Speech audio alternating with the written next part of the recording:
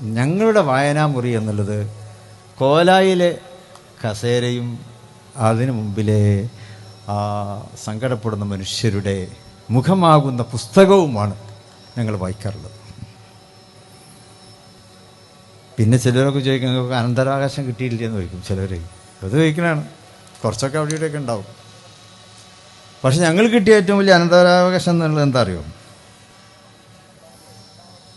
ജാതിയും മതവും കക്ഷിയും രാഷ്ട്രീയം അതിനൊക്കെ അപ്പുറത്ത് കുറേ നല്ല മനുഷ്യരോട് ഇടപഴകാനുള്ള ആ ഒരു അവകാശം ഞങ്ങളുടെ ബാപ്പ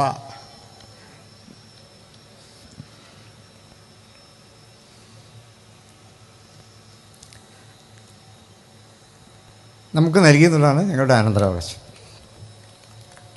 മുന്നിൽ ആൾക്കാരോട് കൂടിയിരിക്കാൻ അവർ ചിലപ്പോൾ പലതും പറയുന്നുണ്ടാവും. പല മാനസികാവസ്ഥയിലൊക്കെ ആയിരിക്കും അവർ വരുന്നത്. സന്തോഷത്തോടെ വരുന്നവരുണ്ടാവും, ദുഃഖത്തോടെ വരുന്നവരുണ്ടാവും. എന്നാൽ ഒരു മടുപ്പും കൂടാതെ അവരോടൊപ്പം ചെലവഴിക്കാനുള്ള ഒരു സന്മനസ്സ്, അതാണ് പൂർവികമായിട്ട് ഞങ്ങൾക്ക് കിട്ടിയിട്ടുള്ള അനന്തരാവകാശം എന്ന് പറയുന്നതിൽ അതിൽ അതാണ് ഞങ്ങളുടെ ഒരു ചാരിതാർത്ഥ്യം എന്നുള്ളത്.